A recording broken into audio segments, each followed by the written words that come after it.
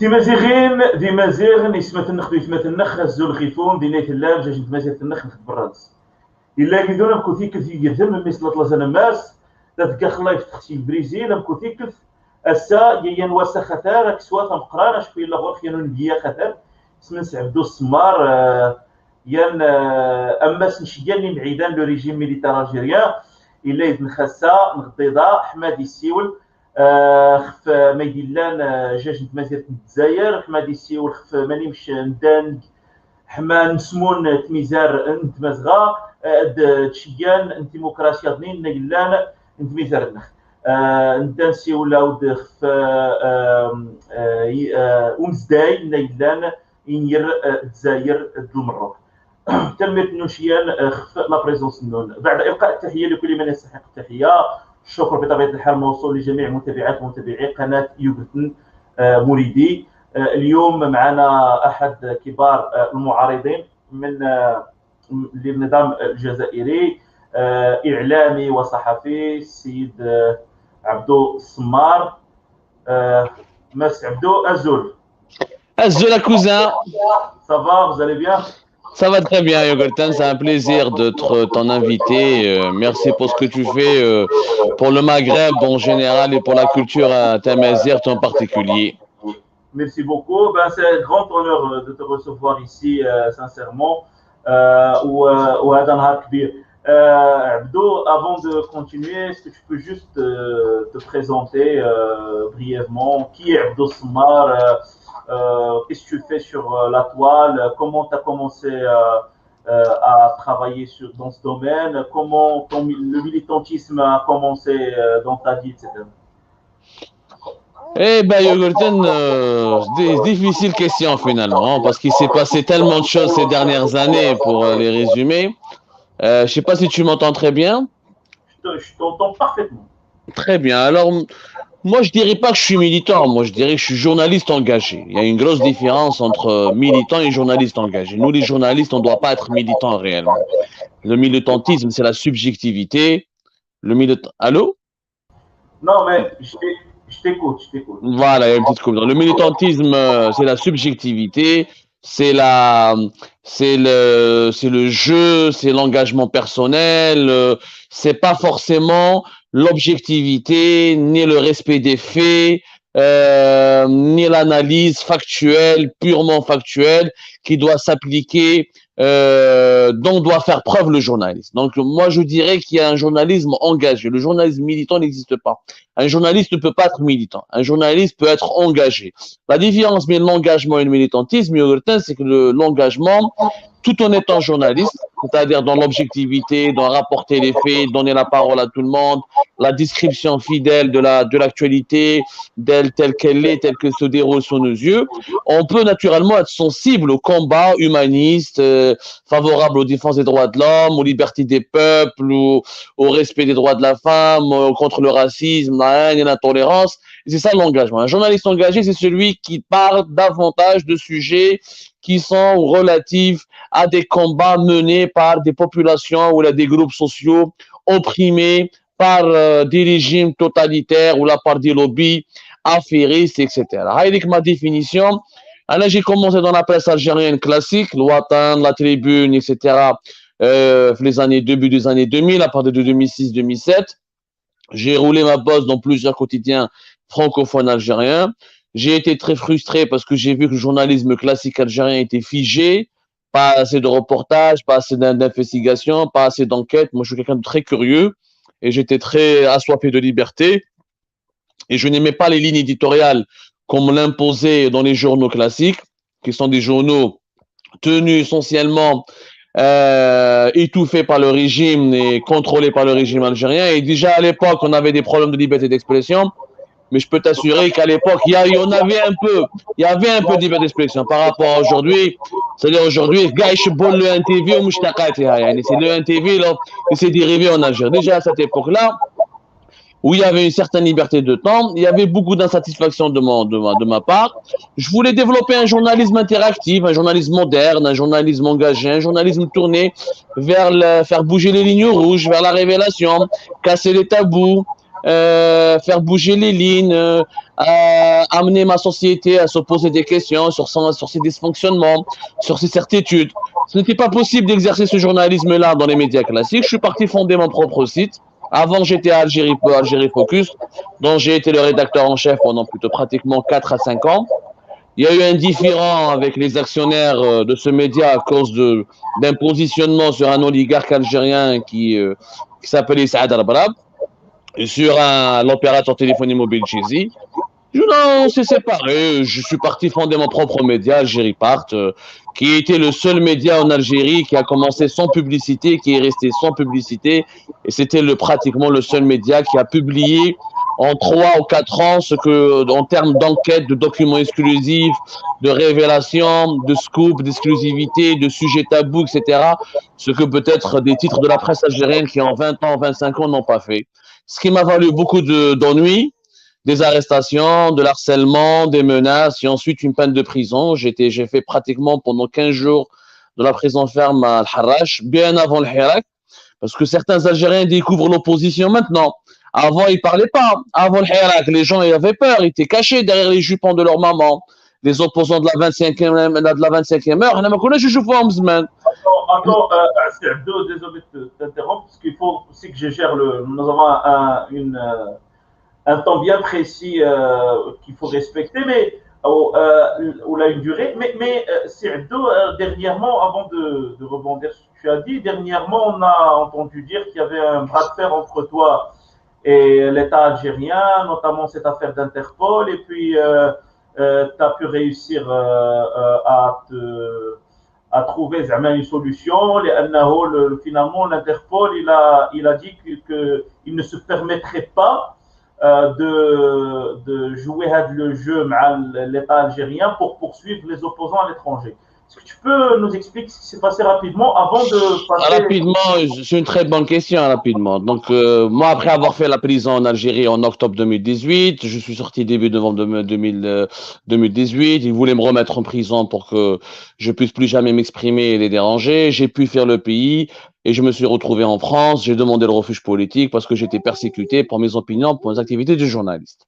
Donc, je suis réfugié politique placé sous la protection de la Convention de Genève qui protège les réfugiés selon différentes catégories, à savoir quelqu'un qui est persécuté pour son opinion religieuse, son appartenance religieuse, son orientation sexuelle, son opinion politique, ou il a le métier de journaliste d'opposant au journaliste qui peut exercer. Le régime algérien, c'est pas un État d'ailleurs. Je refuse de parler d'État parce que l'État c'est une notion noble. Nous avons un régime. Un État ne se comporte pas de cette manière. Le régime algérien, il a cru que le monde entier fonctionnait comme lui.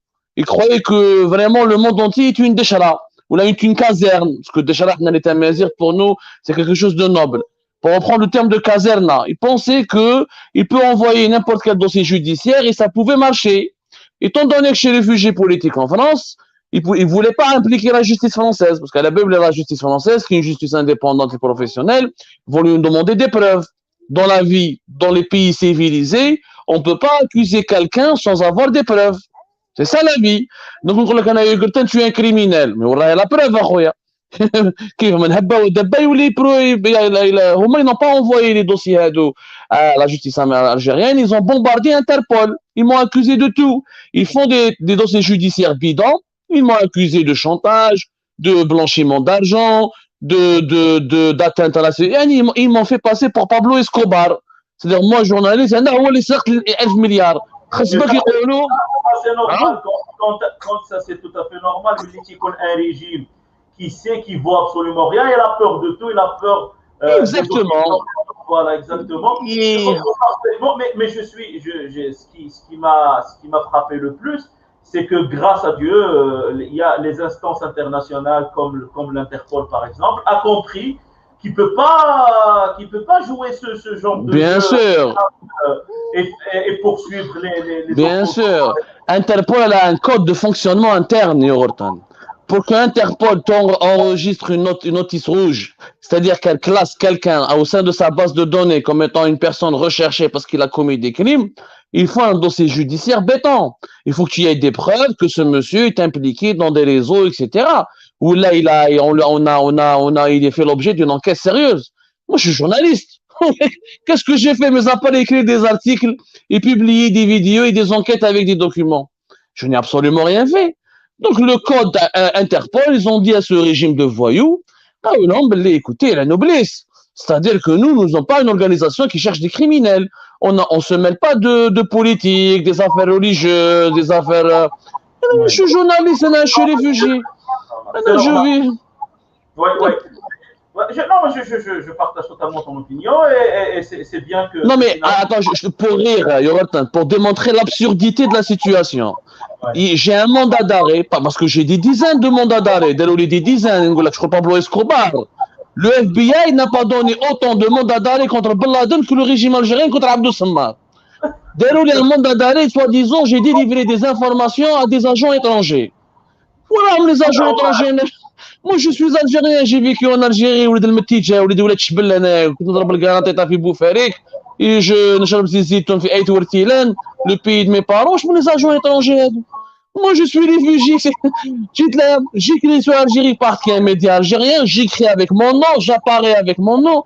Quels sont les agents étrangers? Donc, ils disent à Interpol que je... La publication des dossiers judiciaires n'est pas étrange au régime. Mais le pire, la folie du régime. Nous avons le même problème au Maroc.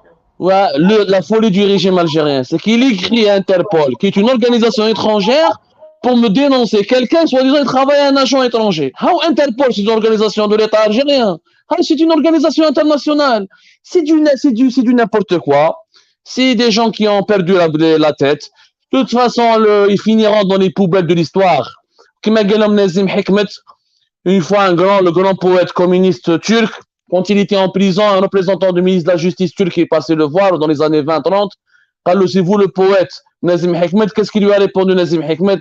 Monsieur, l'histoire se souviendra toujours des poètes qui ont été condamnés à la prison, mais elle ne se souviendra jamais des dirigeants qui les ont condamnés à la prison. Ce qui est vrai, on se souvient de Nazim Hikmet, mais on ne se souvient jamais personne ne connaît le nom de ce ministre turc qui a condamné Nazim Hikmet à la prison. C'est vrai. Et puis l'histoire se rappelle juste des héros, ne se rappelle jamais des bourreaux. C'est smart. Je sais qu'il y a un problème de sang apparemment, mais je ne peux rien faire. Moi, je t'entends très bien. Pas toi, il y a probablement des échos. Je coupe le micro quand toi tu parles. C'est le maximum que je peux faire, mais le choix. Il y a un problème. Je coupe le micro quand Abdou commence à parler, comme ça on évite les échos, etc. et les interférences. Alors, c'est Abdou, on passe directement. Donc, tu es militant, tu es un opposant au régime algérien, au régime militaire, bien sûr, parce que je t'écoute les vidéos dialogue. D'ailleurs, j'adore quand tu analyses les choses, parce que tu as des dossiers, des chiffres, tu les interprètes, tu les lis. Les ministres, le gouvernement, le président, le régime militaire aussi. Mais il y a des gens qui disent que tu te concentres beaucoup plus sur le président algérien, alors que tout le monde sait que c'est un pion, parce qu'il était Premier ministre à l'époque de Bouteflika. Donc on sait que c'est les mêmes voyous comme tu les as nommés. Et puis tu évites de parler des généraux, etc. Est-ce que c'est vrai déjà? Tu évites de parler des généraux, tu te concentres juste sur Tebboune ou Bouteflika, ou bien, je termine ma question, après je te laisse parler, ou bien les gens qui me disent ça, qui disent ça en général, ce sont des gens qui n'acceptent pas ce que dit Abdou Sammar, parce que Abdou Sammar dérange tout simplement. Non, je dirais, Yorotan, que c'est des gens qui lisent pas assez Algérie Part et qui suivent pas mes émissions de manière régulière et quotidienne, parce qu'on écrit chaque jour un article, on publie chaque jour des articles et on a des émissions chaque jour. Algérie Park, nous sommes les seuls à avoir dénoncé des généraux dont personne n'entendait parler en Algérie. Général Ghalib Belqsir, patron de la gendarmerie algérienne, ici en régime maintenant, il vit à Malaga, à côté de Malaga, Marbella, et dans le 16e arrondissement. Qui c'est qui a révélé les appartements de France? Qui c'est qui a révélé son patrimoine financier, lui et sa femme, Fatiha Boukhars, président de la cour de Tipaza? C'est naturellement nous, c'est Algérie Part. Le nombre le général Akroum, le général Amrani, le général Abdelrahman Arar, un autre général, le nombre de généraux que nous avons dénoncés, preuve à l'appui, Wassini Bouazza, etc., y compris Saïd Chengriha, avec l'histoire de sa fille qui était en Suisse. Donc, il faut juste lire. Les gens n'ont pas le temps de lire. Tu sais, le problème, les Algériens, comme tous les Maghrébins en général, ce sont des gens feignants d'un point de vue intellectuel. Ils cherchent une vidéo de 5-6 minutes où tu leur parles du sensationnel, la fille de celui-là, la maîtresse de celui-là, mais quand tu leur donnes des chiffres, des documents, ils ne prennent pas du temps à les lire, à les décrypter. Il faut qu'on élève le niveau. Le journalisme d'investigation, c'est 52 minutes, c'est de la concentration, c'est de la lecture, c'est de l'analyse. Et quand on lit tout, on comprend tout. Mais les preuves sont toujours là. Nous n'avons... Et encore, on ne peut pas parler sur un général si on n'a pas de preuves. On est un média professionnel. Je ne suis pas un blog ou une chaîne YouTube. Moi, je dois parler avec des preuves, avec des documents, etc. Voilà. Mais sinon, on n'a jamais hésité de parler des généraux. Nous sommes même censurés en Algérie à cause de nos révélations sur les généraux. Le dernier article sur le général qui a monté le coup du terroriste Talon TV, c'était nous, le général Boualem Madi. Qui sait où est-ce que tu lis ça, mis à part Algérie Part? Nulle part. Non, c'est très bien. Oui. Alors, oui, le message est passé. J'aimerais juste dire aux gens qui nous envoient des messages, alors, on va avoir le dialogue de 60 minutes. Après, on va ouvrir les débats. Je vais poser les questions, ne vous inquiétez pas. Alors, بالنسبة للإخوة اللي تيقول لي علاش ما تهضروش بالدارجة إلى آخره pour qu'on puisse comprendre, les gens ne comprennent pas le français forcément. Alors, il y a pas beaucoup de choses à faire là, الناس يعبدوا, ils se sont beaucoup plus à l'aise aux exprimer. ماشي مشكل إذا الناس ما فهموش رانا هنا. الا بغيتي نقلبوها دارجه بغيتي نقلبوها تماما. لا حنا نهضروا بكاع اللغات اللي les Algériens والمغاربه يفهموهم. Après voilà, j'écris plus en français francophone. راني عارف ما بغيتش je peux pas t'imposer un moyen de communication qui te met mal à l'aise ou qui te gêne, parce que moi je voudrais vraiment que tu t'exprimes le plus aisément possible. On continue alors le موضوع ديالنا, ندوزو directement ce qui se passe en Algérie. Alors en Algérie, il y a quelque chose, il y a bien sûr des traits de ressemblance entre l'Algérie, entre le régime algérien et le régime marocain. Ils ne sont pas identiques, bien sûr, mais il y a des traits de ressemblance parce que les deux régimes ne sont pas démocrates, avec bien sûr des petites différences. En Algérie, avec Bouteflika, on a vu même le culot qu'a eu le régime militaire pour la candidature de Bouteflika à un 5e mandat où le CID Rafouk Kursi Mutaharrik. Alors le régime le peuple s'est révolté pardon في الجزائر, صاروا في الشارع, ومن بعد سيدي جا داروا لهم سكون ابيل حنا في المغرب السكاته, ديك لا تيتيم زعما احنا حيدنا لكم بوتفليقه, احنا جبنا لكم واحد اخر. On sait très bien, احنا وصلونا des informations que Tebboune il a été élu avec des urnes vides. Le pourcentage ديال المقاطعه ديال التصويت في بعض les régions comme en Kabylie par exemple a dépassé les 90%. Donc on sait tous que Tebboune, qui était vraiment un premier ministre à l'époque de Bouteflika, c'est un mec اللي هو ديال النظام, واللي ملي دوزو حنا عرفنا بانه هو المرشح ديال السلطه العسكريه او النظام العسكري في الجزائر. Et puis جات هاد كورونا, ça a aidé un peu les gens à se calmer, ودابا عاوتاني خرجوا. Et puis on voit qu'il y a alors هنايا عندي deux questions. Premièrement, pourquoi les Algériens jusqu'à aujourd'hui ما عارفينش شنو وقع لبوتفليقه? Pourquoi on n'a pas encore annoncé le sort de Bouteflika? Est-ce qu'il est mort? Est-ce qu'il est en vie? Est-ce qu'il est hospitalisé?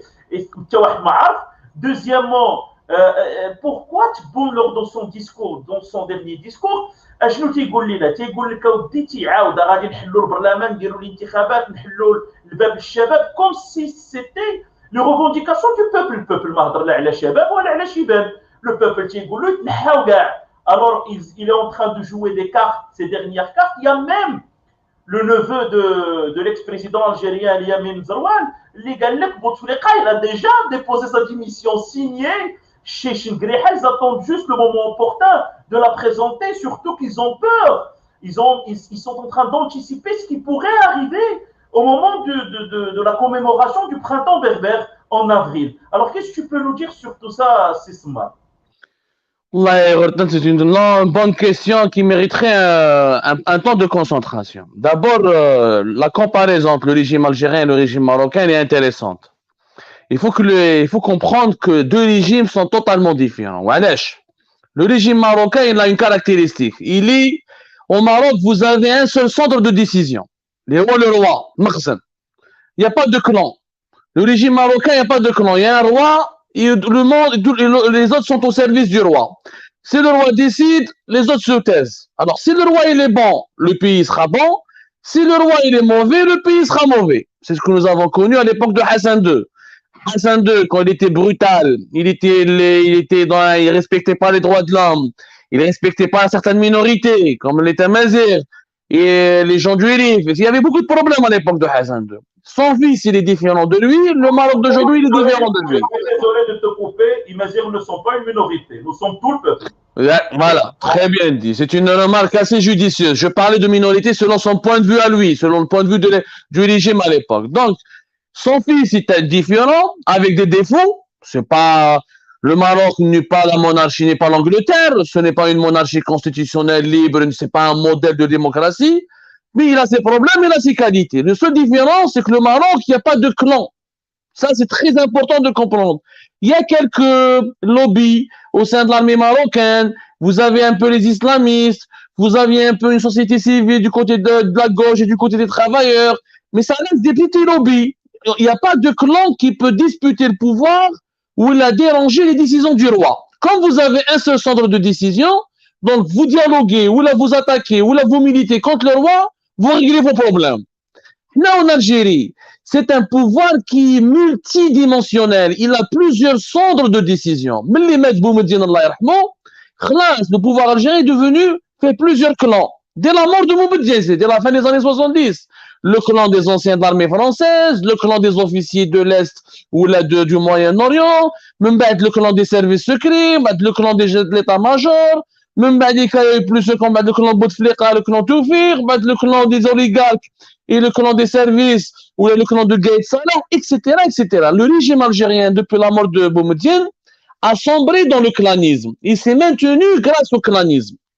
C'est-à-dire que la difficulté des Algériens, elle n'est pas comme les Marocains. Les Marocains, vous avez un problème avec votre roi. Vous voulez le destituer, ça peut régler le problème. Ou là, il va vous écouter. Il va prendre vos revendications en compte. C'est un moindre mal. Mais nous, les Algériens, on a le Bouteflika. خرجنا الكلون تاع قايد صالح. مات قايد صالح. كاين الكلون تاع شنقريحة. Donc كاين الكلون تاع تبون. كاين الكلون تاع توفيق. Et d'autres clans. C'est un régime très difficile, très compliqué. Parce il a survécu à la mort de Boumediene jusqu'à la décennie noire, jusqu'au règne de Bouteflika grâce au clanisme. Le clanisme est un trait constitutif du régime algérien. C'est pour ça que Allah part facilement Zinedine Ben Ali en Algérie, le régime algérien facilement. Parce que la Tunisie n'est pas une sucérotocratie. Nous avons une armée beaucoup plus sophistiquée, beaucoup plus puissante qu'en Tunisie. Après la Syrie, le régime militaire le plus puissant du monde arabe, c'est l'Algérie. Donc, il y a des caractéristiques que nous devons. À partir du moment qu'on a des caractéristiques, nous faisons ce qui se passe aujourd'hui. Aujourd'hui, l'Algérie ne s'est pas démocratisée. L'Algérie ne va pas se démocratiser parce que nous n'avons pas construit un État qui repose sur des institutions. Nous avons un État qui est pris en otage par des clans. Le problème des Algériens, il faut qu'ils dépassent le clanisme et souvent les opposants sont piégés par la logique des clans. chaque clan va avoir des alliances avec une partie de l'opposition au détriment des autres. Tu as un clan qui va draguer les islamistes, un autre qui va draguer la gauche ou les démocrates, les nationalistes, etc.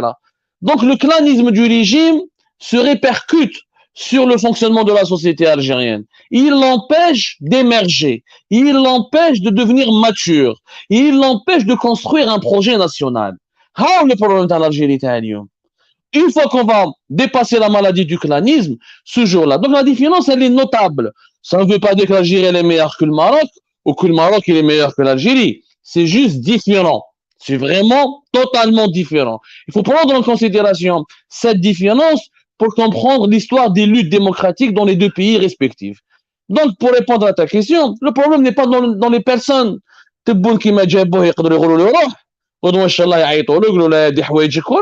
Ça ne servira à rien. L'armée est toujours puissante.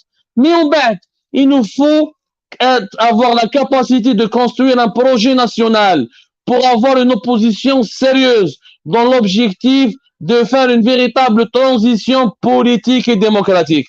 Et c'est ça, malheureusement, la maturité. Ok, c'est smart. J'ai une question à poser. On n'est pas nous sommes des faiseurs d'opinion. Nous ne sommes pas là pour juste pour informer les gens. On analyse, on interprète, on décortique, on explique. Et puis on suggère des solutions, des alternatives. La situation au Maroc, on la sait très bien, on la connaît très bien, pardon. Nous avons une monarchie, c'est vrai, une monarchie pseudo-flexible. On essaie de faire changer les choses vers une monarchie parlementaire. Il y a d'autres, bien sûr, d'autres voix minoritaires qui sont républicaines, qui appellent à détrôner le roi, qui appellent à la séparation du Sahara de son territoire ancestral marocain, etc. Mais c'est un autre sujet. C'est vrai, nous n'avons pas de clan. On a le roi qui décide. Et nous ne sommes pas encore une démocratie. La salle d'attente de la démocratie, comme d'ailleurs les autres régimes de l'Afrique du Nord. C'est seulement en ce qui concerne le régime militaire algérien. Les alternatives, les solutions pour réellement concrétiser le shi'ar الاهم في الحراك الجزائري كله هو يتنحاو كاع. Avant d'arriver sur هذه l'étape هذه, انا j'aimerais نتناقش معك شويه quelques actions du régime algérien qui sont vraiment faux. Passe-moi l'expression, par exemple الحراك نايض الشارع شاعل يتنحاو كاع, des slogans très forts partout dans plusieurs villes. Et tout ça, les médias internationaux, et puis, au sein de tout ce tralala, il y a Tboun qui ramène la télé algérienne officielle pour le filmer en train d'accueillir Brahim Ghali dans le Polisario. C'est quoi le message qu'il fait passer au peuple? C'est-à-dire, tout va bien, Rahna Mazaline, مهتمين بالبوليزاريو, les gens qui colonisent Tindouf, la région où même les Algériens n'ont pas le droit d'acheter un lot de terrain, de construire une maison là-bas sur leur propre territoire. Comment tu expliques l'accueil du Polisario? Est-ce que le régime algérien compte toujours utiliser la carte pour détourner l'opinion nationale algérienne vers des problèmes en dehors de ces frontières? Il faut comprendre que le Sahara occidental, le Sahara marocain comme vous l'appelez vous, le Sahara occidental comme l'appelle l'Algérie, ou le Polisario comme on l'appelle en Algérie, ou le Sahara occidental comme on l'appelle au niveau de l'ONU, etc. Ça c'est un autre problème, on en parlera dans un petit moment. Le régime algérien, il fait tout pour ignorer le Hirak. Le régime algérien, il a une tactique, l'indifférence. C'était un des opposants algériens que j'ai pu interviewer, je vais taire son nom. Les années 90, les années 80 plutôt, avant la décennie noire, qui a pour le torturer, mais ils l'ont frappé gentiment. Ou je l'officier de la sécurité militaire. قالوا حنا nous allons vous torturer par l'indifférence لا مبالاة. صار في العرب فاطا دو ريجيم الجيريان ما يستعرفش بيك، عيط ولا يشتكي ولا هضر. لو برينتون en Kabylie, le printemps berbère depuis 1980 on lutte. والله la région du monde qui lutte depuis 1980, nous sommes en 2021 ومازال ما فنيناهاش. des années les gens sont sur la planète Mars وحنا مازال ما فنيناهاش. Le régime algérien, il te répond par l'indifférence. Donc, il va jamais reconnaître qu'il y a un problème. S'il reconnaît qu'il y a un problème, c'est une défaite pour lui. Ça veut dire qu'il te donne une certaine importance, il te met sur le même pied d'égalité que lui. Hadi, c'est une technique qu'il utilise depuis les années 80. Quel est le Polisario? Pour l'Algérie utilise le Polisario pour beaucoup de considérations. Il y a une guerre algéro-marocaine qui est un long sujet. Si tu me permettras, on va l'expliquer plus tard. Parce que Nes m'informe les enjeux des tensions entre les deux pays, entre les deux régions. Il y a des détails importants. Donc le régime algérien, il utilise le Polisario pour emmerder le Maroc, pour exister sur la scène internationale, parce qu'il utilise la question du Polisario pour se rallier, pour se faire passer pour un pays qui défend les libertés des peuples, l'autodétermination des peuples. L'Algérie des années 70, c'est-à-dire la belle image que nous avions dans la diplomatie algérienne, le pays libérateur des peuples, le pays qui est le leader du tiers-mondisme, le pays du socialisme scientifique, comme la Beliche. C'est des idées qui faisaient la gloire de l'Algérie. Le régime algérien, comme il n'a pas de capital, mais un douche des réalisations. L'Algérie, le régime algérien, ni nous n'avons organisé une Coupe d'Afrique depuis 1990, ni nous n'avons organisé des compétitions internationales, ni nous n'avons gagné des batailles économiques. Mais on a un soft power, une influence. L'influence de l'Algérie d'aujourd'hui, elle s'exerce notamment avec le dossier du Sahara occidental. Donc c'est une arme politique internationale pour l'Algérie. Et puis il y a des différences, les deux régimes. Le régime algérien, il a un problème particulier. Pour rebondir sur ce que tu as dit, après tu peux continuer. Là, on peut le fameux discours de Boumediene en mai 76 quand il dit il parlait du Polisario. Et puis, bien sûr, nous avons d'autres discours de Boumediene quand il appelle les officiers de l'armée marocaine à organiser des coups d'État qu'elle a expressément élakhiré. Et puis, à l'exception de Boudiaf, tous les présidents algériens étaient contre le Maroc et les intérêts du Maroc, parce que pour eux, c'est la seule solution pour avoir un certain leadership en Afrique du Nord. العداوة بين النظام الجزائري والنظام المغربي. La siyama, même le roi il a fait un discours en 2018, il appelle à une commission commune بين الجزائر والمغرب pour sauter زعما باش نقصوا هاد الخلافات الى اخره. Et puis, c'est tombé dans une oreille de sourde ديال l'Algérie. L'Algérie n'a pas voulu faire de la commission à l'akhiri. هاد التشبت ديال الجزائر بهاد لا كارت ديال l'ennemi juré اللي هو le Maroc pour toujours et à jamais. زعما واش يمكن نحلموا ان هاد الشيء يسالي واخا perdure le régime militaire, ou là tant qu'il y a le régime militaire en Algérie, on ne verra jamais le problème il est plus grave que cela. Le problème il est biologique. Je vais t'étonner. Ce que les Marocains ne veulent pas comprendre, c'est que les Algériens ne savent pas aussi. Le problème il est biologique. La génération qui dirige encore en Algérie, depuis l'indépendance jusqu'à aujourd'hui, c'est la génération qui a connu la guerre des sables de 1963. Ce que les Marocains ne comprennent pas, c'est que cette génération-là en veut au Maroc, parce qu'elle estime qu'en 1963, entre septembre, octobre 1963 jusqu'à novembre 1963, jusqu'en février 64, on ne connaît pas la guerre des sables. Elle n'est pas enseignée ni en Algérie, elle n'est pas enseignée au Maroc, malheureusement. Donc, il n'y a pas suffisamment de connaissances, parce que nous, les jeunes de notre génération, nous n'avons pas connu cette guerre. Donc, les Algériens, la majorité des Algériens sont jeunes. Tu leur dis le Maroc, ils n'ont aucun ressentiment. Ils disent que le Maroc est khouya, qui manaya, berbère comme moi, musulman qui manaya, maghrébin comme moi. Le Marocain, c'est la même chose. Mais la génération des dirigeants algériens qui a connu la guerre des sables, elle est toujours au pouvoir. Il faut savoir que, parce que Boumediene, Ben Bella, tous les généraux algériens, Gaïd Saleh, en ce moment, ceux qui, même Tebboune, ceux qui étaient enfants, jeunes, adolescents à l'époque, ont vécu ont très mal vécu cette guerre qui a été déclenchée par le Maroc contre l'Algérie pour récupérer Tindouf et Béchar. Cette guerre de sable de 1963, qui a été réglée d'ailleurs par une intervention et une médiation de l'Union africaine, grâce à l'empereur de l'Éthiopie, Haïlé Sélassié. Et cette guerre-là a laissé un traumatisme chez les Algériens. Ben Bella, plus tard, n'attendez pas à ce que le Maroc ne fasse la guerre.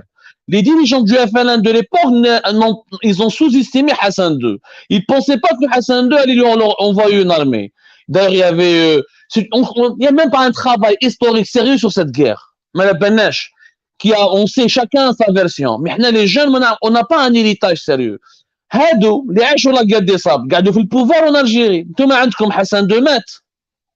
Le cabinet de Hassan II تبدل, جاوكم des nouveaux conseillers, جاتكم une nouvelle génération de décideurs. Mais c'est la même génération qui dirige en Algérie. Et cette génération, elle est marquée par ce qu'elle appelle la trahison marocaine. C'est ça pourquoi ils sont bloqués. علاش انا في الجيري كنت تقول لهم الماروك يصير يضربوني. وكيفاش tu parles du Maroc? انا خويا قلت انا je suis parti au Maroc, je suis parti à Casablanca, j'ai fait des reportages, رحت لطنجة قلت لهم شوفوا le dynamisme de l'économie marocaine, ils ne sont pas mauvais, on doit apprendre avec eux, on doit s'inspirer d'eux, au مثلا qu'ils peuvent apprendre de nous, il faut qu'on fasse le Maghreb. J'ai été qualifié on devrait normalement être complémentaires. Nous le sommes. Ce sont les piliers du Maghreb normalement, mais malheureusement. Nous le sommes complémentaires. Mais il y a un problème d'histoire qui n'a pas été réglé. Il n'y a pas de pédagogie entre les deux. Les deux pays ne se parlent pas. La génération qui dirige en Algérie, elle est toujours dans sa tête en guerre. Mais c'est la guerre des sables. Tant qu'on ne se débarrasse pas de cette génération en Algérie, on ne peut pas tourner la page des relations algéro-marocaines. Et du côté du Maroc, il faudrait faire un effort au niveau de l'histoire et de dire qu'il y a eu des erreurs durant les années 60, lesquelles il faut en parler de manière ouverte. Ce que vous oubliez, ce que les gens ne savent pas, que l'Algérie et le Maroc n'ont réglé leurs problèmes frontaliers que le 14 mai 1989, à l'époque de Chadli. C'était uniquement le 14 mai 1989 qu'il y a eu une convention entre les deux pays qui consacre un peu le respect des frontières telles qu'ils ont été laissées par le colonisateur français. Les années 60 jusqu'à 89. Alhamdoulilah, il y avait cette convention. لو كان شادلي وحسن II ما فراوهاش بيناتهم, لو كان اليوم رانا بعيد الشر au bord d'une guerre. Donc, c'est une histoire complexe qu'il faut enseigner avec beaucoup d'objectivité, sans chauvinisme ni algérien ni marocain, que chacun se remette en cause et qu'on fasse comme l'Allemagne et la France, que chacun fasse un pas vers l'autre et une véritable réconciliation. Mais pour cela, il faut qu'il y ait un changement de génération en Algérie. هادو اللي في عمرهم 75 سنه 76 سنه 80 سنه. Le régime algérien, c'est quoi? Le patron du Sénat, 91 ans, le patron de l'armée, 76 ans, le président, 76 ans, etc. La majorité des généraux-majors, 76 ans, 65 ans, à jouer de la guerre des sables. Tant qu'on se débat, tant qu'on ne change pas de génération de décideurs, nous aurons toujours le souci de l'histoire qui marquera les relations entre les deux pays. Exactement. Donc, la génération la génération, ils sont attachés au pouvoir, ils sont attachés au trône. وما بغاوش يتنحاو كاع comme dit le peuple algérien aujourd'hui dans les rues. Mais là, ça nous ramène à une autre question. D'abord, le Maghreb pour les peuples du Maghreb est devenu loin, utopiste même. Malheureusement, la position de l'Algérie, elle est fanatiques, il est figé, ils veulent aucune, à cause de cette génération dont tu viens de parler. Le Maroc d'abord se dirige vers la CEDEAO, je ne sais pas si tu as eu l'information. Donc on s'éloigne petit à petit du Maghreb, il y a une fermeture de frontières depuis plus de 20 ans malheureusement. Le Maroc et l'Algérie et les deux Corées, nous sommes les seuls sur cette planète les frontières terrestres. السؤال هنا سي سمار, quelles sont les chances du peuple algérien aujourd'hui اللي نايض دابا في الحراك? On a vu la peur a changé de camp aujourd'hui. La peur est chez l'autre, chez le régime militaire, chez les décideurs de l'Algérie. تلقوا المعتقلين، تبون قال لك غنحلوا البرلمان، نحلوا الحكومه ونديروا انتخابات اخرى الى اخره. À ton avis, quelles sont les chances du peuple algérien aujourd'hui pour arriver à réaliser ses objectifs escomptés? Les chances, moi j'ai de l'espoir. Après, l'espoir ne doit pas annuler le réalisme et la lucidité. L'Algérie est un pays compliqué. Le Hirak aurait dû commencer depuis 2014. Nous avons commencé en 2019. Déjà, nous avons beaucoup de retard accumulé. لازم تفهم مليح يا غورتان que شفنا le cas de la Tunisie par exemple. Ben Ali est tombé. Il y a eu 5-6 ans d'hésitation, de tergiversation. Il y avait une élection. Personne ne peut dire qu'en Tunisie, les élections sont libres. Il y a un véritable État.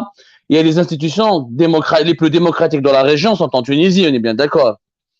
Mais la Tunisie n'a pas résolu le problème. La démocratie ne résout pas les problèmes. Alors, je ouvre la Tunisie, ils sont en faillite. Toi, ça carène, les Tunisiens, les Algériens, on connaît notre petite sœur.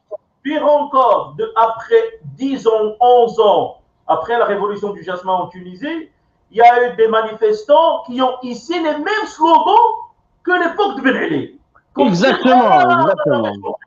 Exactement. La frustration, elle est là, la déception, elle est là, le phénomène de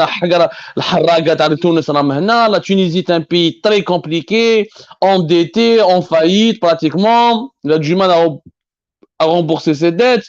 La démocratie n'est pas la solution finalement. La démocratie est une culture. Il faut l'acquérir, il faut du temps. Il ne suffit pas d'élire un président démocratiquement, on dit que président le chemin, il est lent en Algérie.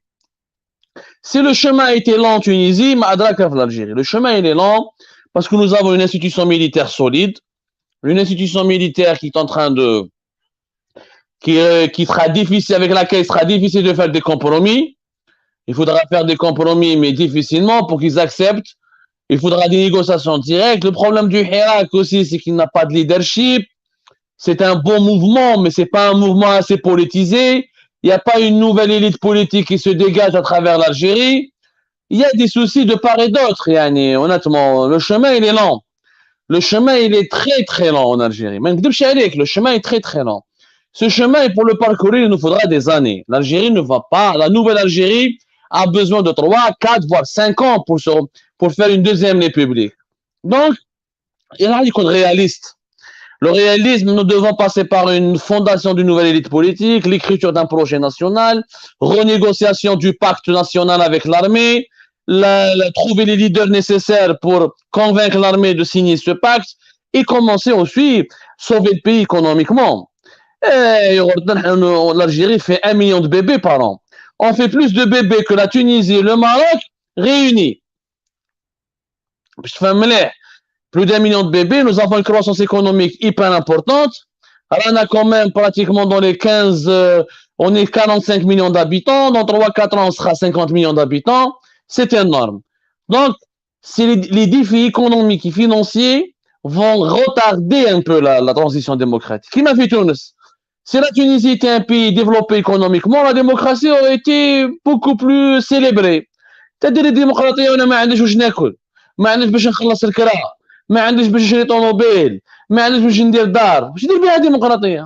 Brecht disait la famille ne vit pas. Attention, tes propos peuvent être mal interprétés. C'est comme si tu dis on n'a pas besoin de démocratie, on a besoin du pain d'abord. C'est exactement ce que je dis. C'est exactement ce que je dis. Attends. Non, mais je m'explique.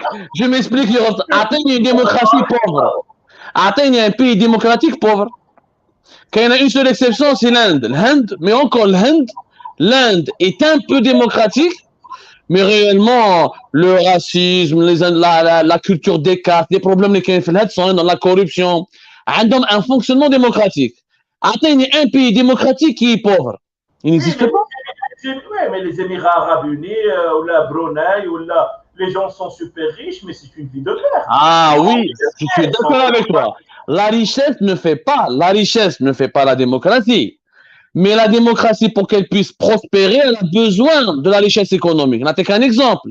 La Corée du Sud, la Thaïlande, le Brésil, là où tu es, s'il n'y a pas eu de croissance économique, s'il n'y a pas eu une puissance économique, s'il n'y a pas eu de richesse, il n'y aurait pas eu de démocratisation de la vie. Mais attends, le Brésil n'a connu une croissance économique qu'après la chute du régime militaire en 82. La chute du régime militaire après 82, elle est la résultante de l'avènement, de la naissance de la classe moyenne, c'est-à-dire la classe moyenne qui s'est enrichie, qui a voulu faire la révolution pour dégager les militaires et prendre le pouvoir. La révolution française de 1789, c'est les bourgeois qui l'ont fait. Si tu n'as pas de classe moyenne... C'est le peuple de Paris qui l'a fait. Non, mais guidé par la classe moyenne, guidé par les bourgeois. Les peuples font les révolutions, mais ceux qui la dessinent, ceux qui la pensent, ceux qui l'élaborent, ce sont ceux et celles qui ont les moyens économiques et les moyens intellectuels. شفناه ما نكذبش عليك يا غرطه ما نكذبوش على روحنا احنا لي مغربان نديروا ديمقراطيه كيما في تونس رانا في ديمقراطيه كش راهم فرحانين ما راهمش فرحانين حنا الجيري اليوم on n'aura plus de réserve de change, on n'aura plus assez de pétrole et plus assez de gaz pour nourrir la population. Donc يجي les Algériens تقول لنا عايا نديروا ديمقراطيه وما عندوش باش يخلص ما غدوه ان شاء الله كيما l'Égypte pourquoi si l'Égypte pourquoi Sisi a triomphé غرطا parce que Sisi شافوا عاشوا مع مرسي une année presque 2 ans ما دار والو مرسي. Sur le plan économique, sur le plan politique, ça n'a pas démarré. La machine était complètement à l'arrêt. Les Égyptiens, j'ai été en Égypte, il y a la répression. C'est une dictature. C'est une véritable dictature. Mais il y a beaucoup d'Égyptiens qui adhèrent à la politique de Sisi. Ils disent que Sisi donne une nouvelle capitale, il a réglé les problèmes économiques, etc., etc. On préfère un dictateur avec lequel on mange qu'un démocrate avec lequel on crève de faim. C'est malheureusement une réalité dans nos pays. Mais qu'est-ce qu'une démocratie pauvre? Je fais même l'air, mon frère. La démocratie nécessite... Non, il n'y a pas de démocratie pauvre, je suis d'accord avec toi. Mais il y a une certaine corrélation entre les deux. On ne peut pas être riche et pas démocratique. La démocratie, c'est-à-dire la liberté d'expression, la liberté de presse, qui pourrait tirer l'alarme quand il y a quelque chose qui ne va pas pour redresser les actions gouvernementales. Alors, quand tu n'as pas ça, le gouvernement il fait ce qu'il veut et celui qui ouvre la bouche on le met en prison, il y a aussi, c'est pas possible, pour moi, sont parallèles. La croissance économique et la démocratie sont parallèles. En réalité, l'histoire nous apprend que c'est la croissance économique qui prédestine ou qui a précédé la démocratie. La Turquie, par exemple, Erdogan qui fait le pouvoir. S'il n'y avait pas une classe d'hommes d'affaires, s'il n'y avait pas des médias, s'il n'y avait pas un programme économique qui a réussi, Erdogan n'aurait jamais pu éliminer les généraux turcs. S'il n'avait pas de croissance économique, s'il n'avait pas une classe moyenne, les raïs معاه. لو كان Erdogan il a géré un pays pauvre, حتى واحد ما يتبعوه يقربعوه. C'est le conjoint, تبع كاع les pays qui se sont démocratisés. C'est les pays qui ont eu une réussite économique. La classe moyenne, j'ai vu Erdogan, mais non, après, oui, attention. Oui, Erdogan, il a dérivé plus tard. Il a dérapé plus tard. Je peux te donner d'autres exemples, mais il a dérapé plus tard. Mais on ne peut pas dire que Erdogan a le pouvoir grâce à la croissance économique, grâce à la classe moyenne. Après, tu as d'autres pays, la Corée du Sud, la Malaisie, la Thaïlande, malgré leurs problèmes, le Brésil, là où tu es, qui s'est démocratisé avec l'avènement de la croissance économique, l'Argentine. Il y a plein d'exemples comme ça. Le Mexique, avec leurs défauts, le Chili. Mais chose, c'est quand tu es dans la pauvreté, tu ne peux pas construire une démocratie. Mais le continent africain, les pays les plus dynamiques économiquement, c'est les pays qui ont un système le plus démocratique. Le Ghana, le Sénégal.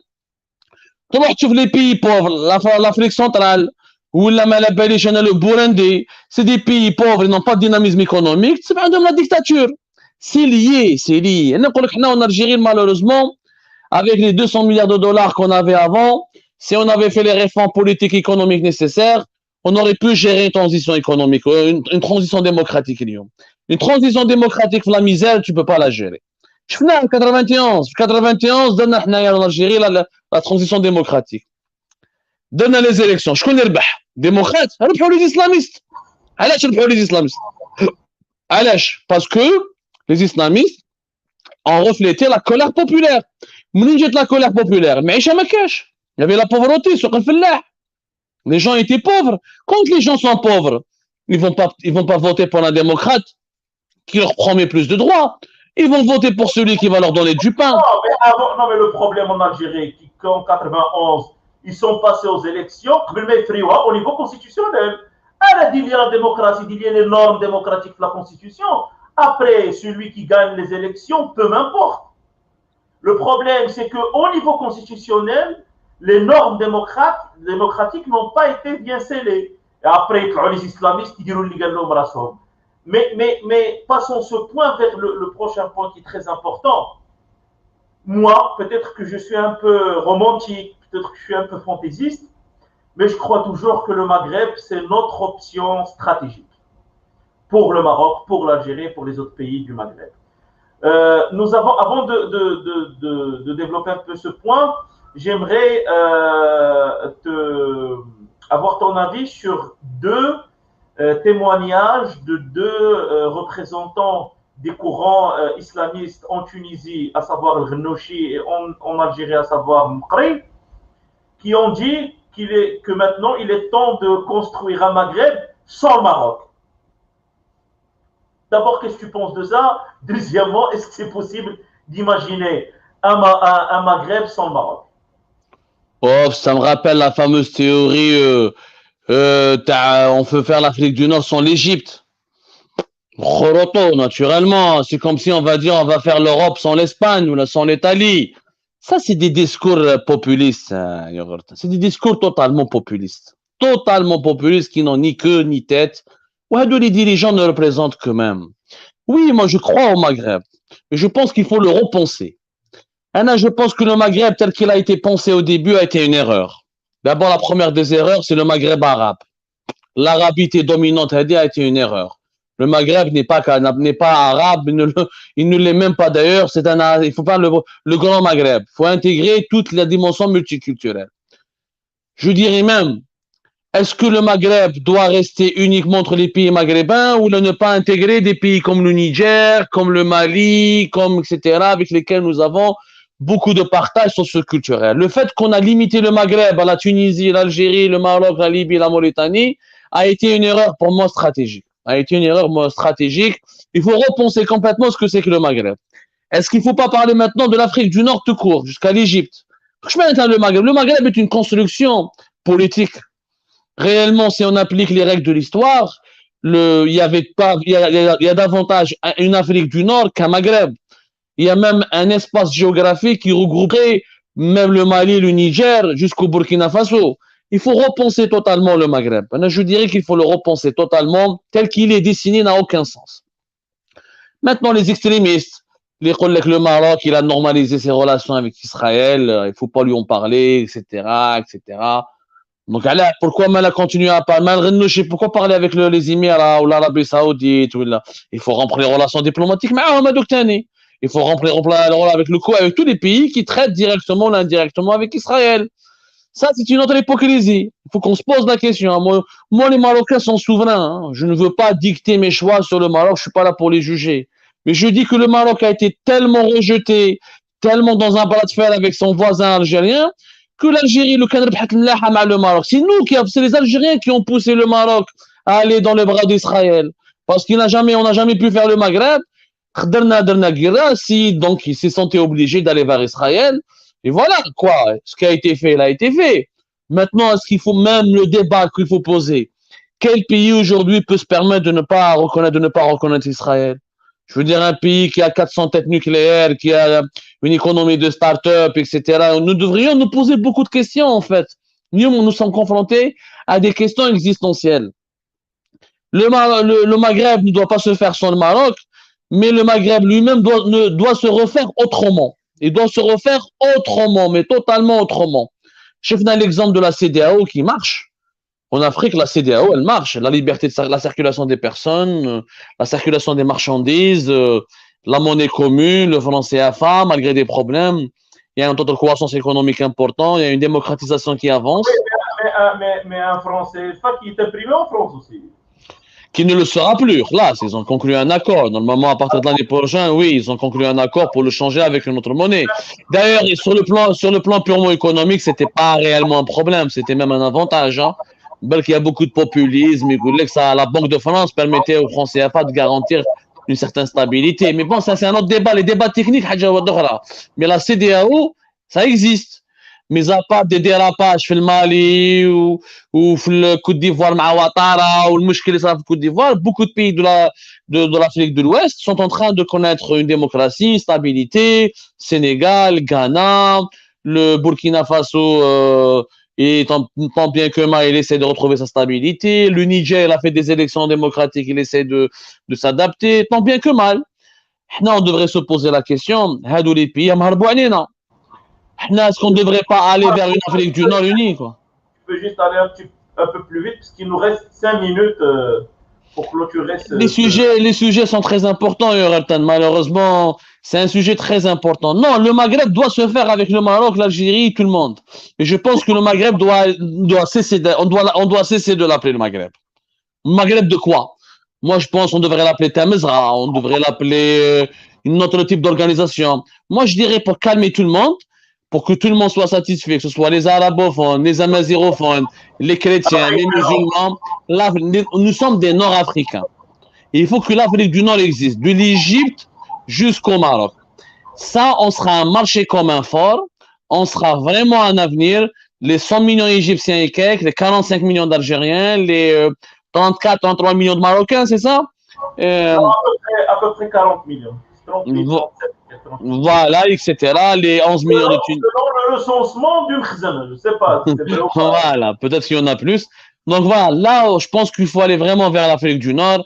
Mais pour cela, il faut qu'il y ait des changements de régime. Il faut que le régime. L'Algérie, c'est le cœur de la région. Tant que ça ne changera pas en Algérie, il n'y aura ni Maghreb, ni Afrique du Nord, ni Ouelou. Ici, ça pète en Algérie, toute la région sera déstabilisée. Personnellement, je n'ai aucun complexe d'appeler l'Algérie la grande sœur. D'ailleurs, je la considère la grande sœur. Et l'Algérie, c'est l'axe du Maghreb. Avec le Maroc, je pense que nous sommes les piliers de l'Afrique du Nord et on pourrait faire beaucoup de choses ensemble. Dernière question avant de clôturer, M. Smart.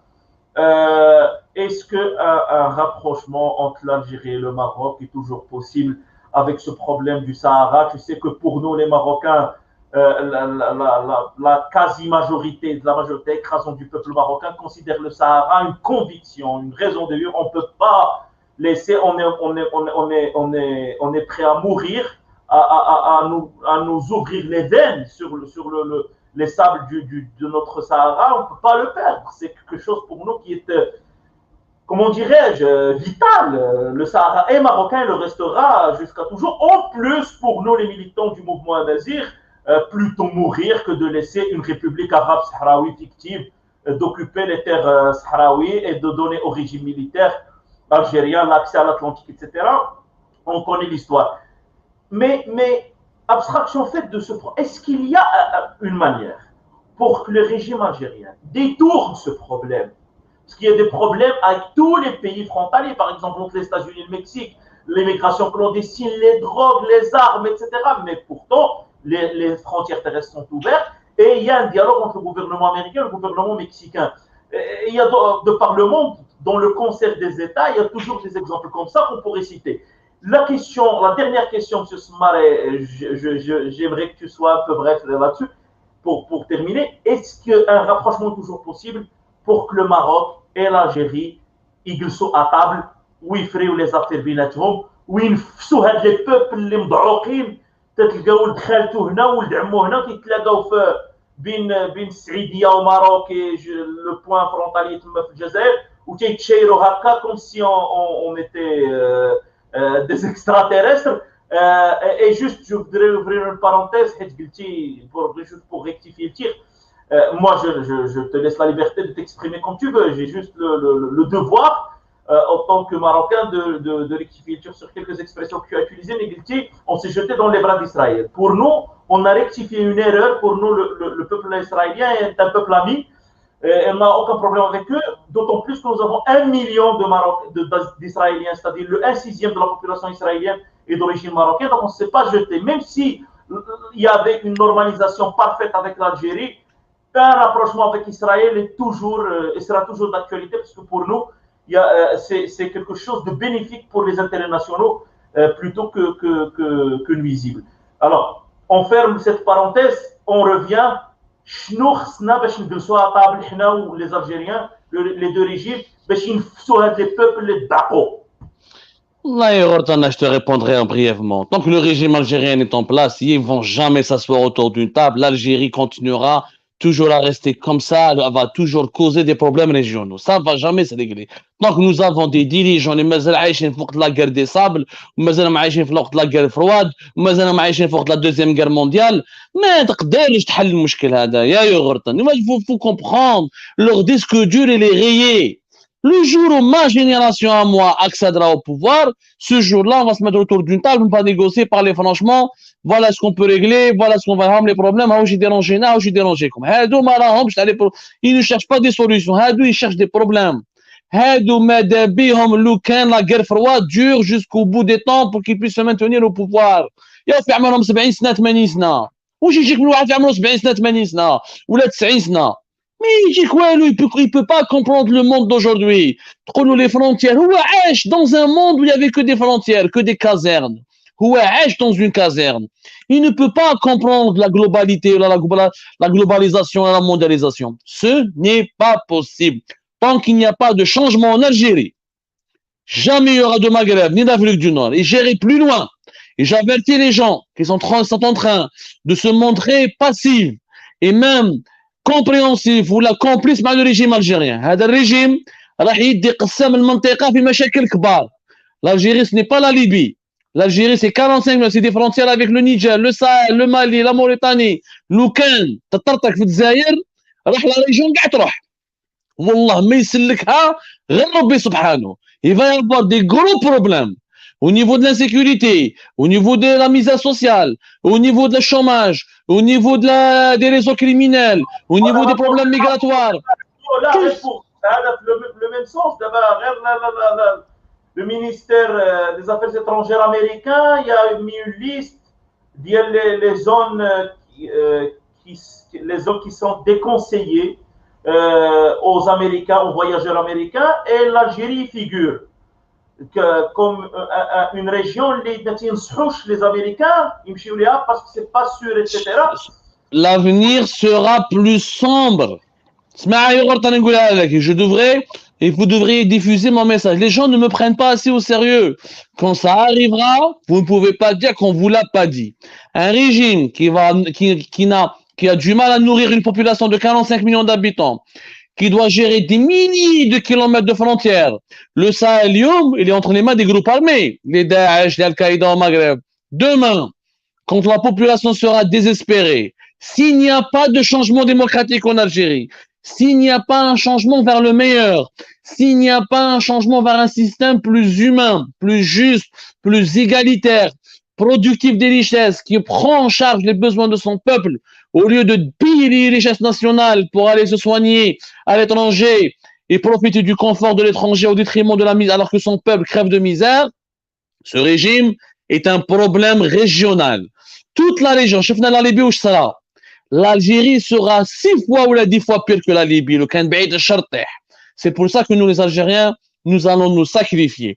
Parce qu'on sait que si on ne réussit pas maintenant, on va léguer à nos enfants la désolation, la tristesse, la sinistrose. On va leur léguer des défis inimaginables. Et ce jour-là, les larmes des regrets ne vont absolument rien à ça. Ils ne vont rien servir. Donc c'est pour ça qu'on est en train de se mobiliser dès aujourd'hui. شفنا واش صرا في العراق، شفنا واش صرا في سوريا، شفنا واش صرا في ليبيا. L'Algérie risque un tel scénario. Risque un pays aussi grand, aussi vaste, aussi diversifié, avec énormément de frontières et d'enjeux géopolitiques. Rabbi Sittar. C'est pour ça que tout le monde doit soutenir le Hirak en Algérie. Tout le monde doit soutenir les démocrates algériens. C'est la survie de la région, de l'Europe du Sud, de l'Afrique du Nord, de l'Afrique. L'Algérie est un pilier de la stabilité. Vous devez soutenir des gens comme nous. Non, on est sur la même longueur d'onde. D'ailleurs, moi, c'est ce que je dis. L'instabilité en Algérie n'est à l'intérêt de personne. Nous voulons une Algérie démocratique, une Algérie stable, parce que cela serait bénéfique pour toute la région et notamment pour l'Europe du Sud, effectivement, et pour l'Afrique du Nord. Malheureusement, il y a aussi un problème financier en Algérie. les dirigeants d'Algérie, le régime militaire algérien a géré les caisses de l'État pendant longtemps comme ses propres comptes bancaires personnels. Et puis, plus grave encore, l'Union européenne, au niveau de Bruxelles, vient de passer une loi qui s'appelle European Green Deal, qui prévoit une chute d'importation de gaz algérien en 2030. Les caisses de l'État sont en train de se vider. L'Algérie continue à dépenser de l'argent pour les déplacements de Srebrenica en Afrique pour défendre la thèse du Polisario, continue à dépenser des milliards de dollars ou des millions de dollars sur le Polisario, alors que le problème, c'est que le régime algérien et le régime marocain, la continuité de ces régimes est liée systématiquement à la survie de ces passe-moi l'expression, de ces bâtards du Polisario. Et le problème, c'est que on n'a pas le choix. On a déposé le problème du Sahara à la 4e commission des Nations Unies comme étant une province à décoloniser en 65, même avant la création du Polisario. Mais le régime algérien a fait rentrer le peuple algérien. Mais demain, s'il y a un changement demain en Algérie, s'il y a une nouvelle génération de décideurs, c'est ma génération à moi, accès de pouvoir. Ça va se résoudre. On est un week-end. Écoute, attends, Yortan, je te défie, le jour où il y aura ma génération à moi qui va monter au pouvoir en Algérie, des gens qui connaissent la modernité, qui sont conscients que le monde a changé, ce problème sera résolu en un week-end. Mais on est un week-end, pas plus. Mais la situation, elle est beaucoup plus grave maintenant. Dans mes vidéos, je le dis toujours, à la vidéo je le dis littéralement. Si le régime algérien zid على البوليزاريو نساليو l'affaire 24 heures. Nous sommes d'accord pour la fin. On s'arrête là-dessus parce que vraiment on a un peu dépassé le temps. Je te remercie pour toute ta contribution et tout. Je demande pardon aux gens, les gars, il faut parler d'Erija, mais on ne peut pas le faire quand deux Maghrébins se rencontrent, et encore plus deux Amazirs se rencontrent, c'est le français prime malheureusement, mais bon, c'est comme ça. D'abord, on va ouvrir le débat ce soir pour les questions des gens. On ne va pas passer toutes les questions, sinon on va rester ici 2 heures. Mais les plus, on va dire, les questions, ou les remarques, ou les critiques, ou les observations les plus pertinentes. Alors, on commence. Alors, he's very good, this Mr. Smart. Donc, il est très fort, ce Monsieur Smart. Il y a du niveau, Kabylie, la justice indépendance, voilà, moi-même. Alors, c'est quoi le DRS? DRS, c'est l'ancienne appellation des services secrets algériens. Alors pourquoi Abdelkader Souidia, il t'insulte en disant je suis désolé, c'est minable, mais j'aimerais que tu te défends, parce que les gens ils vont lire ces messages après, il te dit chien de DRS. Il est libre d'avoir l'avis de son avis à lui. Abdelkader est totalement libre de penser ce qu'il veut. Maintenant, moi, j'ai l'élégance de ne pas insulter les gens quand je suis pas d'accord avec eux.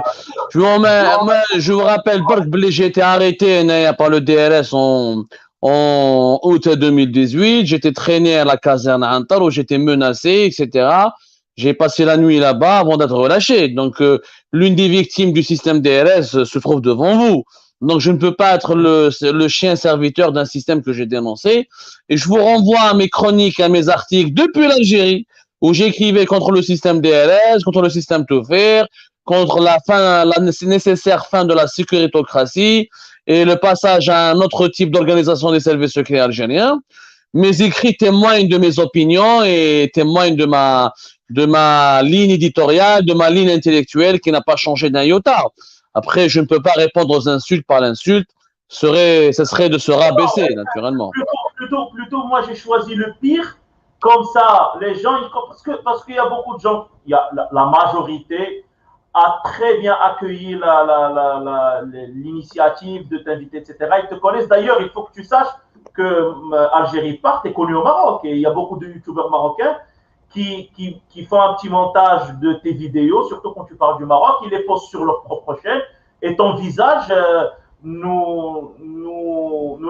n'est pas, ne nous est pas totalement C'est vrai, je confirme, on est très lu. On écrit beaucoup sur le Maroc, hein. Bon, même le Maroc, on se le permet de le critiquer, on écrit, hein. Les gens en Algérie m'accusent d'être un serviteur. En Algérie, je suis accusé d'être un serviteur du Maroc, alors que j'écris. Alors c'est la même chose chez nous, hein, c'est la même chose chez nous. Quand on critique le régime marocain, on ne dit que comme serviteur de l'Algérie, c'est n'importe quoi. Exactement, ça c'est. Mais on a, à force d'écouter ce genre de débilité, on n'y prête même plus attention. Alors, si Mohamed Allouche fait un truc très marrant, il faudra y avoir une dictature laïque qui mettra le pays sur la bonne voie, soit au niveau économique et social, pour inculquer au peuple abruti la culture démocratique. Mais il faut que nous ayons notre Mustafa Kemal Atatürk avant de passer à la démocratie locale. Qu'est-ce que tu penses de ça? Oui, je suis assez d'accord. Je crois à l'expérience laïque en Turquie a permis au pays de devenir aujourd'hui l'un des 20 pays les plus riches au monde. S'il n'y avait pas la laïcité d'Atatürk, la Turquie serait aujourd'hui un pays totalement arriéré et totalement sous-développé. La laïcité a permis à la Turquie de penser la modernité, de s'intégrer à la modernité. Atatürk, Erdogan a réussi économiquement parce qu'Atatürk il a réussi politiquement. Je crois que la laïcité, moi je dis que je suis pas laïque, je suis séculier. La laïcité est une conception française. Moi je suis pour la séparation entre la religion et la politique sans passer par des lois, mais par l'éducation et la culture. Je suis séculier, je crois que tous les pays qui ont fait la séparation entre le religieux et la politique ont réussi. Incontestablement, oui. Oui, il y a un de nos téléspectateurs marocains qui a écrit Israël a beaucoup plus à nous apporter que l'Algérie. Certainement, l'Algérie d'aujourd'hui n'apporte rien à elle-même. Donc comment veux-tu qu'elle apporte des choses à des voisins ou à des pays étrangers? Ça c'est clair. Il y a même un opposant algérien qui a dit ils appellent à l'autodétermination des Sahraouis, ils ne nous donnent même pas le droit à l'autodétermination du peuple algérien pour choisir ses propres. Exactement, mais ça je l'ai dit, je l'ai dénoncé 1000 fois. On peut un pays qui soutient la liberté d'un des peuples et qui respecte même pas celle de son propre peuple, c'est quand même une blague. Quand on met des gens en prison pour un commentaire sur Facebook ou pour un simple publier une vidéo, on va pas aller aux Nations Unies pour dire je suis pour la liberté des autres peuples. C'est clair, net et précis. Ça veut dire c'est le Roquefort qui se moque du camembert, comme on dit en français. Après, voilà, l'Algérie d'aujourd'hui ne sera pas l'Algérie définitive.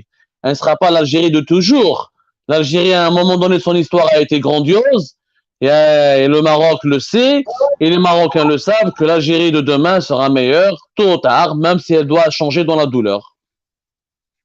Ben, nous sommes corps et âme avec le Hirak algérien pour qu'il arrive à ses objectifs, parce que c'est bénéfique pour toute la région. Alors,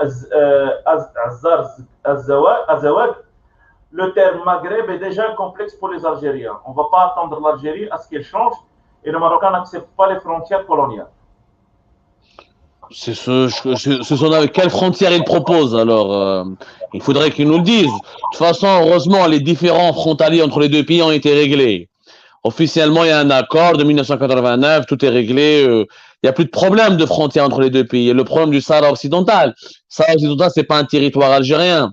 L'Algérie ne veut pas intégrer Sahara occidental dans le territoire algérien. Ça, c'est notre problématique, beaucoup plus complexe. Entre les deux pays, il n'y a pas de différend territorial. C'est pas comme l'Azerbaïdjan et l'Arménie, qui ça s'est terminé par une guerre. Donc là-dessus, c'est pas la peine de revenir en arrière. Hein. Faudrait penser le demain d'aujourd'hui. Sofiane, il dit ce Yougo, pas Yougo, Yougertin déjà, c'est un Marocain, oui, bien sûr. Tu savais pas. Je suis fier de parler. Je suis fier de parler à des amis marocains. Mon amitié pour le Maroc et pour les Marocains a toujours été démontrée. Moi, je vois aucun souci, que ce soit marocain ou orton ou la mahbabik à la kulli hal. On est frères, c'est le même peuple, c'est la même physionomie. Mais si moi je me balade à Alger, si j'ouvre pas ma bouche, personne ne doutera que je suis algérien ou marocain. Exactement. Même la face, c'est la même, tu vois. Exactement. Moi, je ne crois pas aux frontières. Pour moi, l'Algérie et le Maroc, c'est un seul peuple. Et on va arriver à l'union tant attendu. Alors, je regrette tout est concerné.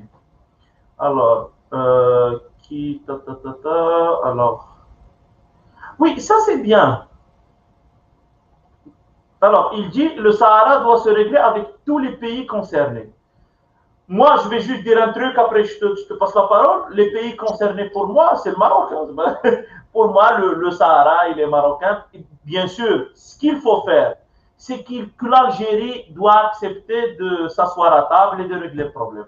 Voilà, c'est ce match. Le Sahara est un dossier d'abord qui est au niveau de l'ONU. Il y a une instance qui s'appelle l'ONU, qui a échoué à régler ce problème et qui a, à cause de sa lenteur et de ses dysfonctionnements, elle a aggravé le problème au lieu de le résoudre. Le problème, il est au niveau de l'ONU. Après, l'Algérie et le Maroc doivent discuter, même s'ils sont d'accord sur un accord, il faut que l'ONU soit mêlée, soit informée et en enregistre. Mais l'ONU, c'est un problème qui est au niveau de l'ONU, c'est à l'ONU de faire son travail.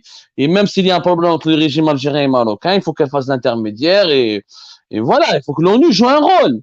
Est-ce qu'il est nécessaire d'avoir l'indépendance pour être un pays digne, un peuple respecté?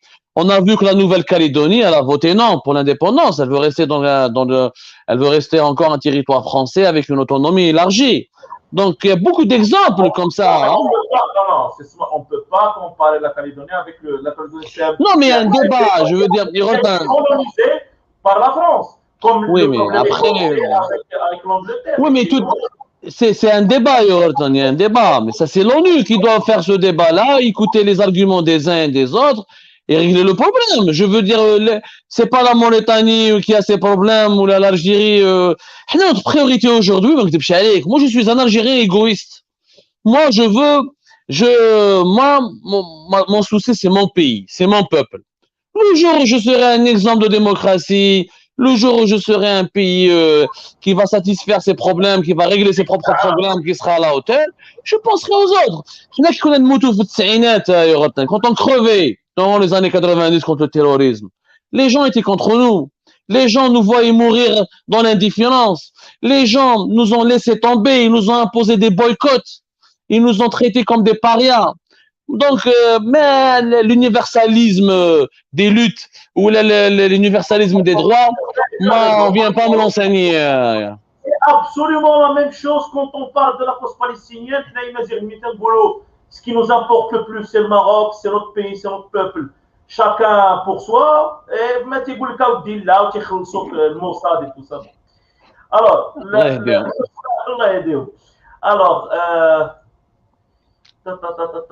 donc voilà, donc bon, les autres ce sont des messages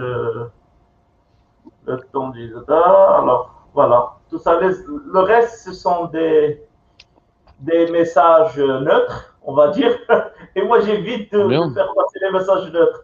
Moi j'aime les messages qui foutent la pagaille.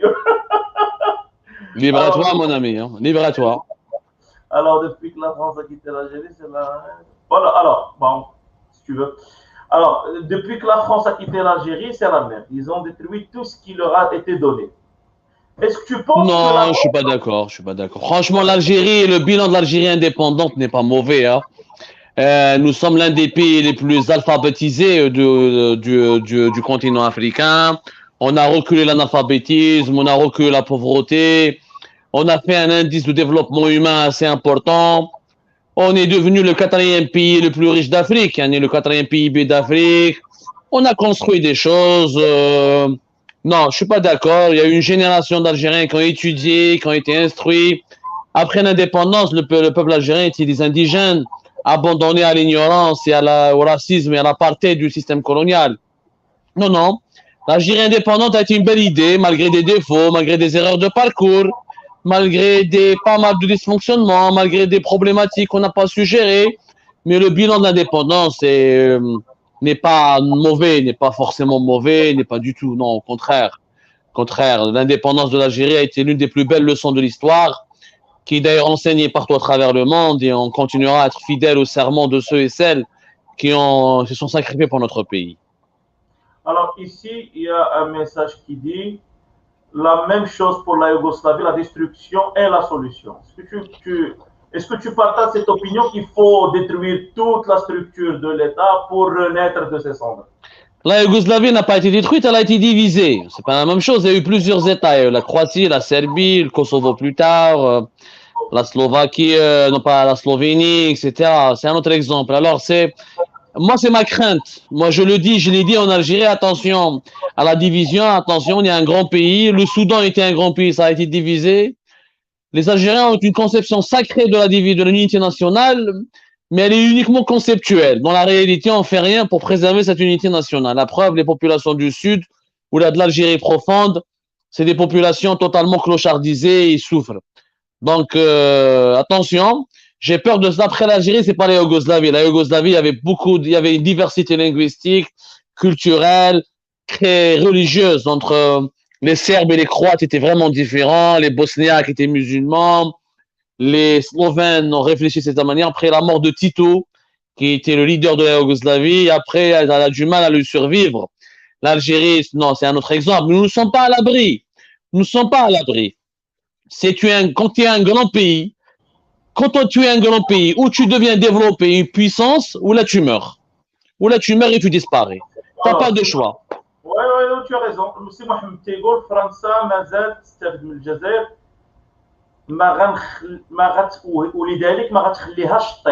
donc, effectivement, ça c'est très important parce que nous avons vu comment les forces de l'ordre en France, chez Bonfait, a démantelé un sitting à la place de la Défense qui était en soutien au Hirak d'Algérie. Il y avait des Algériens qui manifestaient là-bas avec les drapeaux algériens et tout, et puis le France jette au le sitting. Au France, on le sent, la France, elle protège le régime algérien comme elle protège les régimes de toutes ces ex-colonies. Alors, qu'est-ce que tu as à dire à propos de ça, Abdo, cette relation de protection entre la France et les régimes du Maghreb ou le régime oui, il y a beaucoup de fantasmes. Il y a beaucoup de fantasmes là-dessus. Il y a beaucoup de mensonges et de contre-vérités. La France protège ses intérêts. Attends, non, désolé, on se souvient tous de la position de l'Élysée quand le régime a joué cette carte ديال بوتفليقه هو مشى بحالو غادي نجيبو تبون الى اخره et puis on va faire des élections présidentielles. Emmanuel Macron, il a soutenu cette optique-là au lieu de soutenir le peuple qui disait par exemple. Oui, mais attention, la France défend ses intérêts. On ne va pas demander à la France de défendre les intérêts de l'Algérie à la place de l'Algérie. Il faut que nous, les Maghrébins et surtout les Algériens, arrêtent cette conception naïve. Ce n'est pas aux étrangers de venir et défendre notre pays à notre place ou là de le construire à notre place. Emmanuel Macron, il s'appelle Emmanuel Macron, il s'appelle pas Abdou Semmar ou Yortan ou je sais pas quoi, ou Issa ou Hamida. Il défend son pays avec ses intérêts. Les Algériens en France défilent et manifestent de la manière la plus démocratique. Jamais je n'ai vu un regroupement néant réprimé ou là quoi que ce soit. Il y a des milliers d'Algériens qui défilent chaque dimanche dans les rues de Paris. J'aimerais bien voir la réaction des Algériens s'il y avait des milliers de Maliens qui défilaient dans les rues d'Alger. Je vois le racisme. Ou là s'il y a des milliers de subsahariens qui défileraient au Maroc ou la Tunisie. Tu vois كيفاش يضربوهم ويسبوهم وكذا. يا عجبت ربي انت قدام l'ambassade d'Algérie كل يوم العياط كل يوم كذا. À un moment donné, moi même si j'étais français, je me poserais des questions. Ou en Algérie ou là en France. Le combat il se fait en Algérie, il se fait pas en France. La diaspora algérienne elle a été influente ici au point que Macron n'a jamais soutenu le régime algérien. C'est faux, la preuve, il n'a pas reconnu rapidement Tebboune. Il y a eu beaucoup de tensions avec Gaïd Salah. Il a refusé de livrer des opposants algériens qui sont en France. Non, après la France, elle défend pas la démocratie ou ça c'est un procès qu'on peut lui faire. Elle défend ses intérêts. C'est tout. On peut pas demander à l'autre de faire c'est tout, c'est aussi simple. Aujourd'hui, le problème de la France, c'est qu'elle a, comme de toute l'Europe, il se méfie du Hirak parce qu'il pense que le Hirak, il est gouverné et dirigé par des islamistes. Ou la grande peur des Français comme des Européens, c'est les islamistes. Alors, c'est Abdelrahim qui dit, M. Souma, pourquoi le Hirak n'ose pas se constituer en mouvement avec des leaders pour avoir une force politique? C'est-à-dire, pourquoi il y a cette absence de leadership les mouvements. Parce que les Algériens ils n'ont pas la mémoire courte. Ça a été fait avec le printemps berbère de 2001, la Roche, avec des leaders. Le mouvement a été décapité, certains ont été corrompus, d'autres réprimés, d'autres menacés, et le mouvement a été totalement cassé après. Quand tu as des représentants clairement définis, avec des mouvements structurés, c'est très facile pour un régime totalitaire de les casser, de les mettre en prison, etc. Les Algériens ont tenté cette expérience, ça n'a pas marché. Le Hirak, c'est un cri de cœur du peuple. C'est aux politiques de se structurer, de faire des partis et des mouvements. Ce n'est pas un chômeur ou un agriculteur ou un étudiant d'aller apprendre à un politique ce qu'il doit faire. Donc, il faudrait arrêter d'inverser un peu la pyramide, quoi. Alors, dernière question, M. Smar, c'est la question du proprio de la chaîne. Abdou Smar, où va l'Algérie? Vers le meilleur, j'espère.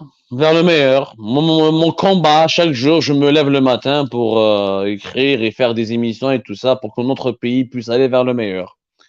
Ça, c'est l'espoir. Mais il y a une crainte. Ça peut déraper. Ça peut empirer. On peut vivre le scénario égyptien. C'est-à-dire avoir un dictateur, un jeune général qui va promu prochainement et qui sera dictateur et qui va régner après avoir eu une répression meurtrière. On peut avoir le scénario vénézuélien, libanais, des pays en faillite, où ils n'auront absolument très peu d'opportunités pour vivre et s'épanouir. Il y a plusieurs scénarios. Là, on se bat pour le meilleur des scénarios. Après, l'histoire sera là. On dit en Algérie, on n'applaudit pas avec une seule main. Si nous ne sommes pas soutenus, si les Algériens ne font pas preuve d'unité nationale, ça risque de déraper. C'est le pire que nous devons éviter. Ben, j'espère tout le meilleur du monde pour nos frères algériens. C'est Abdou Tenmert, comme on dit au Temazir. Tenmert. Voilà. Et j'espère qu'on aura d'autres occasions pour se voir, peut-être sur ma chaîne, peut-être sur ta chaîne aussi, Algérie. Merci beaucoup pour tout et vive l'Afrique du Nord, Maroc, Algérie, Tunisie, Libye, Niger, tout ça, et tous les pays qui constituent l'Afrique du Nord, et abat la dictature, abat l'opprimisme, abat toutes les mouvances panarabistes, islamistes, dictateurs, totalitaires, tyranniques, qui veulent ou qui sont toujours néfastes, bien sûr, au peuple de cette région du monde. Merci beaucoup. Un dernier mot peut-être avant de nous quitter. Un dernier mot, moi je salue beaucoup mes compatriotes. Voilà, je vais dire le mot fort et je sais que certains vont l'utiliser contre moi plus tard. Mais à l'étape, au stade où j'en suis, moi je salue beaucoup mes compatriotes marocains, mes frères et sœurs marocains et marocaines. J'ai été souvent au Maroc, j'étais toujours bien accueilli. J'ai fait du nord au sud. Nous avons tellement de choses à faire ensemble, nous avons tellement de choses à apprendre les uns des autres. Halte aux divisions, les malentendus ont des solutions, le dialogue et même le dialogue. Et moi je dis toujours, l'avenir de l'Algérie dépendra en partie du Maroc, l'avenir du Maroc dépendra en partie de l'Algérie. Nous sommes liés par l'histoire et la géographie. Donc moi je suis un partisan j'ai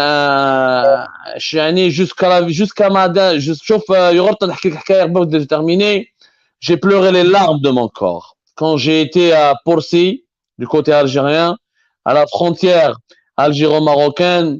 Il y a un WED qui divise nos deux femmes des familles, les mêmes familles jouent نشفلها في العيد. Les Marocains يعيطوا نحبوكم يا الجزائرية يا الجزائريين وحنا نقول لهم نحبوكم يا الماركة. Et les familles se jettent des gâteaux comme ça. On se jette des sacs de gâteaux. Ils nous répondent, les Marocains, par d'autres sacs de gâteaux. C'était une épreuve terrible. C'était une épreuve. Quand j'ai vu cette frontière se prolonger jusqu'à la mer, alors qu'on peut aller de Saïdia ou de Porcy à Nanage, c'est terrible. C'est une déchirure. C'est le reportage le plus dur que j'ai fait de ma vie. Et je n'aimerais pas revivre ce genre de scénario. J'espère qu'un jour, on se retrouvera au sein, à côté de cette frontière ouverte pour faire des embrassades des retrouvailles, pour passer le Ramadan et l'Aïd ensemble. C'est tout ce que j'ai à dire. Le reste, encore une fois, tous les problèmes ont des solutions.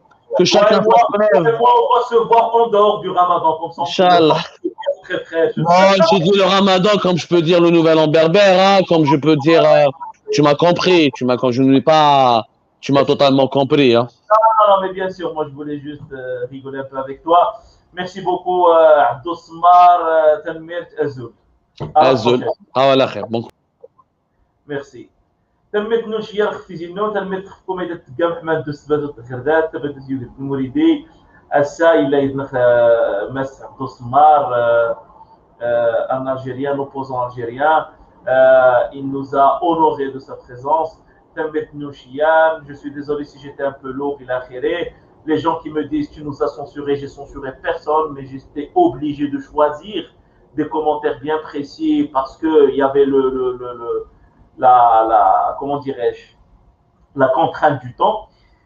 ولكن تنشكركم كاملين بزاف وسمحوا لي شي واحد نقصو كاين دي ميساج دو ان ما دوزوهمش لان ما عندها حتى شي معنى واش واحد تيقول لك انا ما تنحملش لي زالجيريان دوزات باسكو جو سي كي لي مينوريتير اوكي لو ماروكان تيموتوا على لي زالجيريان ومنين الجيري شتات لا كوب دافريك راه شتيو المغرب كله تقلب فرحان الى اخره دونك واحد تيجي تيسبل سي با لا سونسور سي de la cueillette فهمتيني هادشي اللي كاين ميرسي بوكو بور توس. N'oubliez pas de liker la vidéo, de la partager, de vous abonner à la chaîne si vous n'êtes pas encore abonné. Pour les gens qui sont déjà abonnés, activez la petite clochette pour recevoir les dernières notifications. Je vous aime, je vous embrasse tous. Et article جدا بديتيني كوتيكل ورجيني ذا عرب ورني ذا عرب نسا سوما توسرني ذا عرب نسكا الزول غيفون.